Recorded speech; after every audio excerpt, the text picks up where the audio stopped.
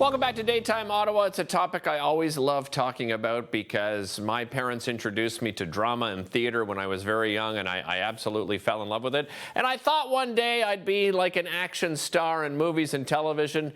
That didn't happen, but here I am hosting a television show, so you never know what direction things are going to take you. I am joined by local actor Anne-Carolyne Binette joins us here on the show. How are you?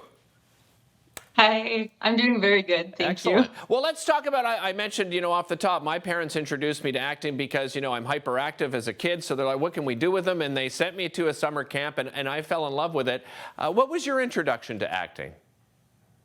So I visited a friend of mine in LA, and in the time that I was there, we wrote, directed, and then put together a short film. We filmed it until 6 in the morning. The sun was rising, and I was hooked. That was it. I just wanted more, and then came back to Ottawa and started looking how I could do more acting here in the region. Yeah, and I think you're very fortunate as well that you're a bilingual actor. Tell me how important that's been for your career so far. Oh, I thank you, Mom, for always making sure that when we were in a French province, we would learn English and vice versa, because my French and English career are so different. In French, I do a lot of kids' TV shows, very high energy stuff, a lot of family friendly. We did shoot with the Ottawa Little Rays, so got to play with reptiles and snakes and crocodiles and a whole bunch of fun stuff. And then in English, horror movies. So Really? I've died a countless number of times in the last 3-4 years. And I just get two completely different careers out of French and English. No kidding. So why horror movies? Are you being stereotyped already in your young acting Maybe a career? little. Tell us about the horror films and what has sort of been your success so far. Yeah, so I think the reason for a lot of the independent horror movies that are being shot is there's just more of a market for it. Okay. Compared to other low budget genres. It's easier to sell a horror movie, and I've recently gone to play a lot more bitchy characters, a lot more evil.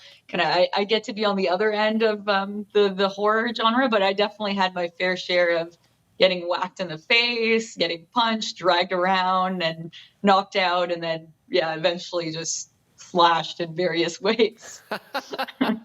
What's been the most, you actually just described some of the challenging things that you go through as an actor. What's been your most challenging role so far? So funny enough, not really the horror movies. Okay. I did 2 shoots. One was for the Mothers Against Drunk Driving, that I would say was definitely quite a challenge, just for the nature of what the content is. And it's obviously a touchier subject.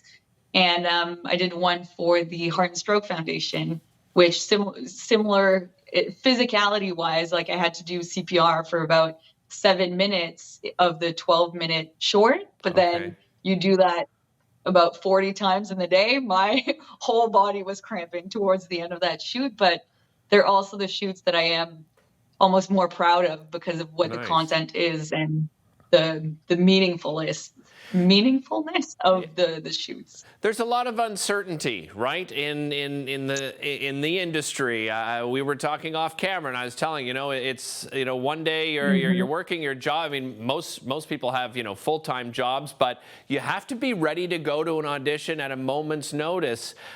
What are some sort of advice that you would give people about sort of navigating the industry? So I think if you're really just looking to start out, see if it's an industry that you like.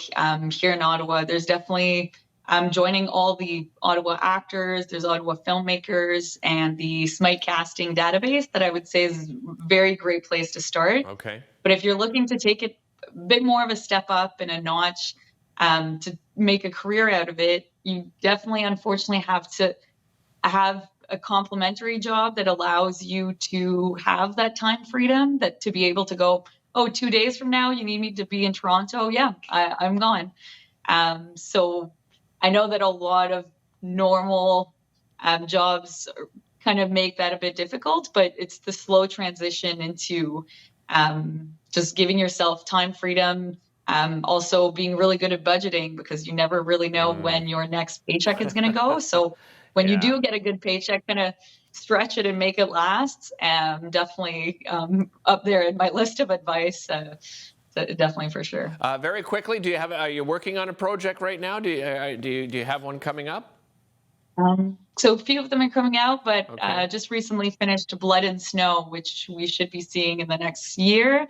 And here in Canada, I think Butchers is probably my only project you can really see on Amazon Prime. And Okay.